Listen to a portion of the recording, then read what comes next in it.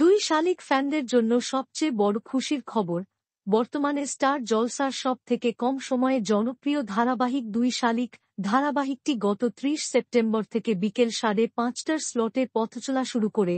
দুই শালিকের মাধ্যমে প্রথমবার ক্রেজি আইডিয়াস প্রোডাকশন হাউস নতুন ধারাবাহিক নিয়ে আসে।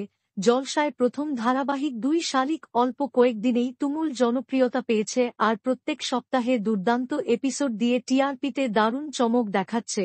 প্রত্যেক সপ্তাহেই একটু একটু করে এগিয়ে আসছে, তবে এবার শুধু তাই নয়, অফলাইনের পাশাপাশি অনলাইনেও তুমুল জনপ্রিয়তা পেয়েছে। দুই শালিক শুরু হবার ২ মাসের মধ্যেই অনলাইন হটস্টারে টপ 5-এ উঠে এসেছিল, তবে এবার টপ 5 থেকে সোজা টপ 3-তে উঠে এসেছে। দুই শালিক অফলাইন টিআরপি 4+ থেকে সোজা 5.0-তে এসেছে।